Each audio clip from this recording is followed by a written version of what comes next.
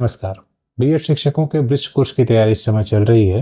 अब की बार bridge course में 6 विषयों की परीक्षा शिक्षकों को देनी है। इस चैनल के द्वारा प्रयास यह किया जा रहा है कि इन सभी विषयों के स्टडी नोट्स आपको प्रोवाइड किए जाएं, जिनके माध्यम से आप ब्रिज कोर्स की बेहतरीन तैयारी कर सके। इसी क्रम में अब तक कोर्स 1 चाइल्ड डेवलपमेंट यानी बाल विकास, कोर्स 6 यानी द वर्ल्ड अराउंड अस हमारे आसपास की दुनिया, और इंग्लिश यानी कि कोर्स 4 जो आपका है, इनके नोट्स आपको प्रोवाइड करने के प्रयास किए गए हैं। अन्य विषयों पर भी कार्य चल रहा है, जल्द ही ये सभी नोट्स आपको प्रोवाइड किए जाएंगे। इसका ऑथेंटिक सोर्स NIUS का जो स्टडी नोट्स है वही है, उसी के थ्रू चीज़ें डेवलप की जा रही हैं, आपको प्रोवाइड करने का प्रयास किया जा रहा है। जो भी कंटेंट आपको दिए जा रहे हैं वे बेहतर हैं, सटीक हैं। आज की इस वीडियो में हम गणित पर चर्चा करेंगे। यह एक महत्वपूर्ण विषय है। 25 अंकों की यहाँ से भी आपकी परीक्षा होनी है, जो टर्म एंड एग्जाम होगा, तो इसका भी बुक आपको प्रोवाइड किया जाएगा। ये बुक से ही कंटेंट लिया गया है। इसमें आज हम पहली वीडियो में परिचय कराएंगे आपका गणित से, बेसिकली कि हमें गणित में क्या क्या चीज़ों को देखना है। जो हमारा पाठ्यक्रम है गणित में, उसका मतलब ओवरऑल सार क्या है, ठीक है।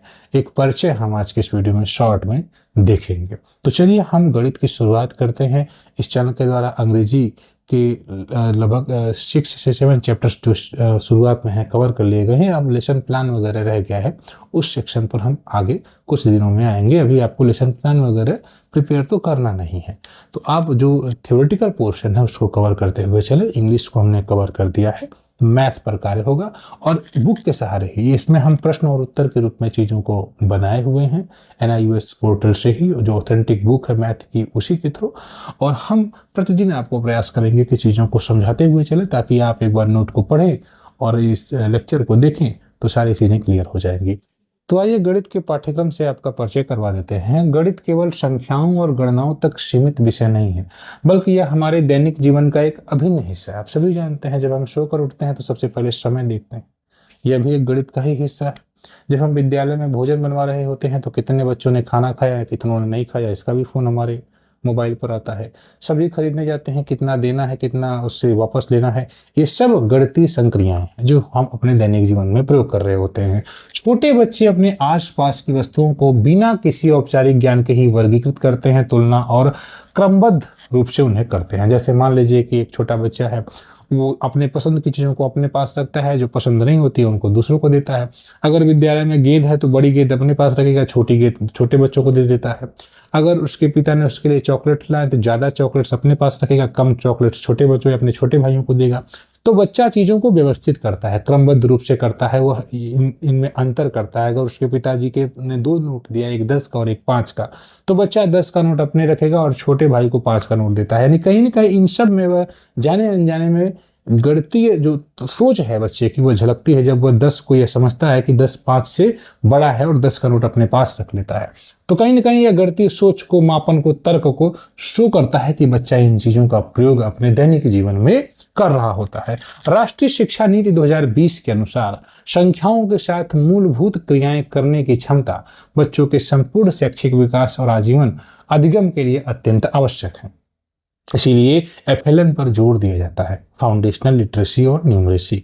गणितीय ज्ञान जो बेसिक बुनियादी, हम अक्सर प्रयास करते हैं हमारे बच्चे निपुण हों। गणितीय संक्रिया में जोड़, घटाना, गुणा, भाग बच्चे जाने, ये आवश्यक है।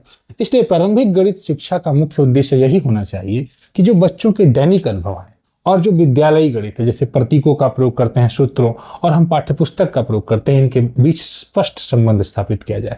यही कारण है कि हमारी पाठ्यपुस्तक को आप देखें, जो NCERT ने नई बुक्स को डेवलप किया है, वो बच्चे के आसपास की चीज़ों को ही उसमें समेटा गया है। यानी कोई ऐसी चीज़ नहीं है जो बच्चे के नॉलेज में न रहे, उसके कॉन्टेक्स्ट के बाहर की कोई चीज़ नहीं रहती है। वो हर विषय में यही किया गया है, सिर्फ गणित की बात नहीं, अन्य विषयों में भी उसको समेटा गया है। उसके दैनिक जीवन में होने वाली घटनाओं को लेकर आ जाता है। इनके माध्यमों से बच्चा बेहतर तरीके से सीखता है। और गणित के प्रभावी शिक्षण के लिए भी आवश्यक है कि बच्चों को केवल किताबों तक सीमित नहीं रखा जाए, बल्कि उन्हें ठोस वस्तुओं के माध्यम से अवधारणाओं को समझाया जाए। अगर हम बच्चे को गोला की अवधारणा सिखा रहे हैं तो हम अगर फुटबॉल बच्चे को दिखाएंगे तो वह बच्चा उसको बेहतर तरीके से समझ पाएगा। हम जब बच्चों को आयत या वर्ग सिखा रहे होते हैं तो चीज़ें दिखाते हैं, अपने क्लास में बोर्ड को दिखाते हैं, खिड़कियों को दिखाते हैं, घनाभ अगर है तो हम चाक के डिब्बे को दिखाते हैं, बॉक्स को दिखाते हैं, चाक के डिब्बे के सहारे हम घन को दिखाते हैं। ठीक है।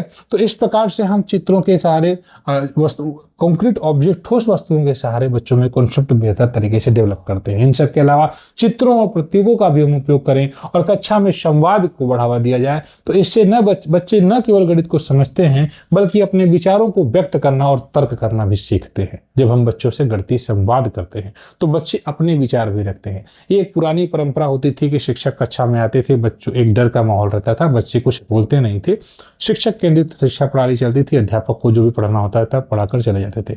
लेकिन अब यह अधिक से अधिक इस बात पर जोर दिया जाता है कि हमारी शिक्षा अनुभव आधारित हो। बच्चा अनुभव के माध्यम से देखे, चीजों को महसूस करे, चित्रों के सहारे देखा जाए, विजुअलाइज किया जाए बच्चों को, टेलम्स का यूज अधिक से अधिक किया जाए, कॉन्क्रीट ऑब्जेक्ट्स के थ्रू बच्चों को हम सिखाते हैं। ठीक है, इन सब के माध्यम से बच्चे बेहतर तरीके से सीखने की प्रक्रिया में शामिल होते हैं।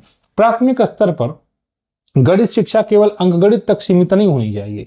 इसमें आकृतियां आप देखते होंगे हमारे 1 या 2 की किताबों में ही, गणित में 2 की किताबों में ही ये सब चीजों का जिक्र है, जिसमें बेलन बच्चा पढ़ रहा होता है, बेलन को देखता है। अभी से बच्चा बेलन को भी जान रहा है, 2 में पढ़ रहा है, बेलन, शंकु को जान रहा है, जोकर की टोपी को देख रहा है बच्चा। इन सब चीजों के सहारे कहीं न कहीं बच्चा इन आकृतियों को जानता है, स्थानिक समझ को जानता है, चीजों को कौन सी चीज कहाँ पर उनके बारे में जानता है, पैटर्न्स को जानता है।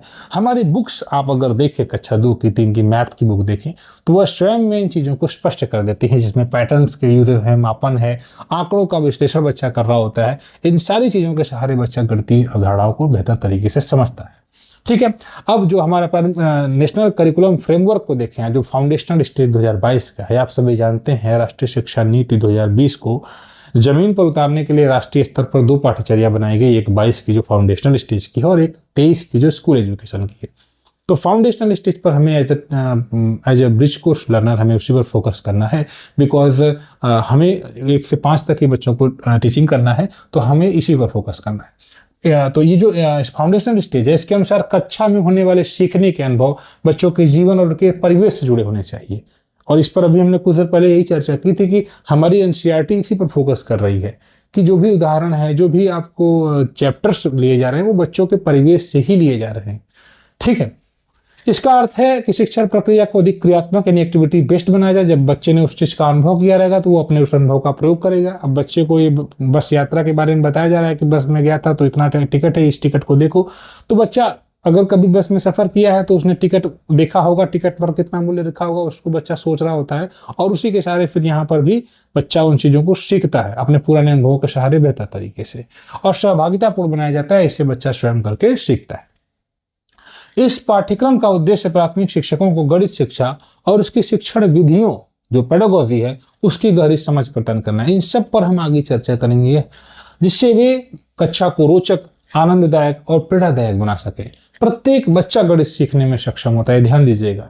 अक्सर हमारे समाज में ये देखने को आता है कि मिलता है, कुछ बच्चे ये कहते हैं मुझे गणित नहीं आती है, ज़्यादातर बच्चियां ये कहती हैं, या ये धारणा है कि लड़कियों को गणित नहीं आती, कमजोर रहती हैं। ये हमारे समाज में एक धारणा है।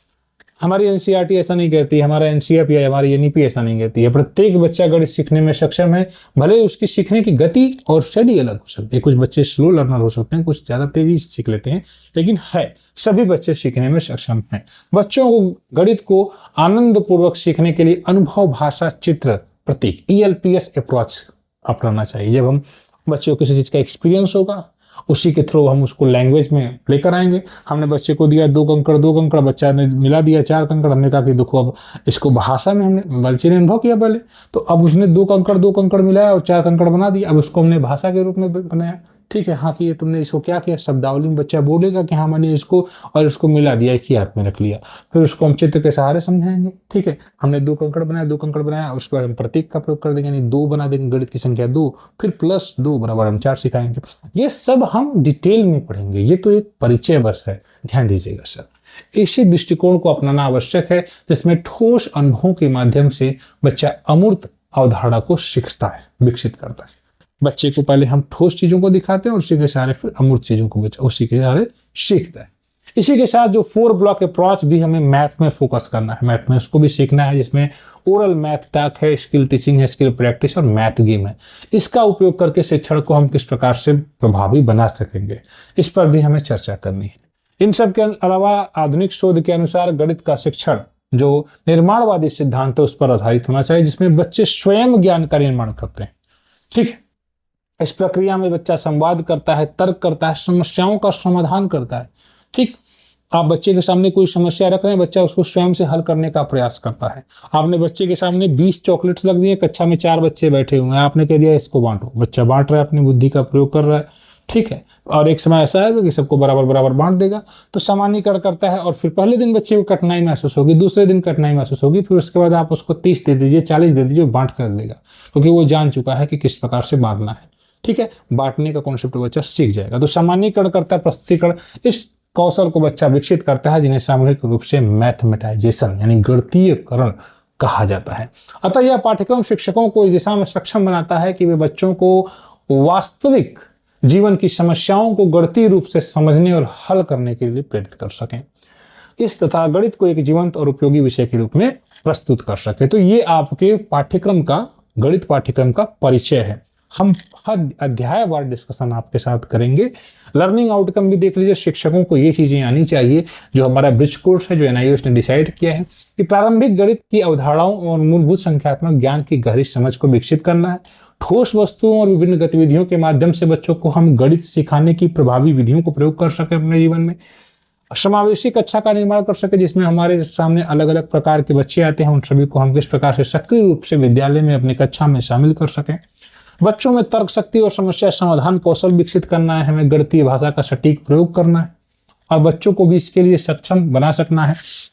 अक्सर हम बच्चों को जोड़ घटाना गुणा भाग सब सिखा रहे होते हैं, लेकिन अभी हमने इस प्रकार के सवाल बच्चों को दे दिया कि राम के पास 40 रुपए हैं, उसकी बहन ने उसे 35 रुपए और दे दिए, और वह फिर, या इस प्रकार के सवाल रहे थोड़े से और जटिल टाइप में, जैसे कि ये 2 मेज का मूल्य 400 रुपए है, तो 3 मेज का मूल्य कितना बताओ। तो बच्चा इस प्रकार के सवालों में उलझ जाता, नहीं लगा पाता है। या 8 कलमों का मूल्य 60 रुपए है, तो बताओ 15 और कलमों का मूल्य कितना होगा। ऐसे सवालों में बच्चा उलझ जाता है, तो वो समझ गणितीकरण उस बच्चे की बेहतर नहीं हो पाती, गणितीय भाषा को बच्चा सही तरीके से समझ नहीं सकता है, पता है। तो हमें प्रयास करना है कि इस प्रकार की समस्याओं बच्चों के सामने न हो। विभिन्न प्रकार के असेसमेंट, आकलन का उपयोग करके बच्चों के सीखने को बेहतर बनाना है और पाठ्य पुस्तकों और अन्य शिक्षण संसाधनों के उद्देश्य को समझकर उनका प्रभावी उपयोग करना है। तो ये शिक्षकों को इतना कार्य करना है आपके मैथ पोर्शन में।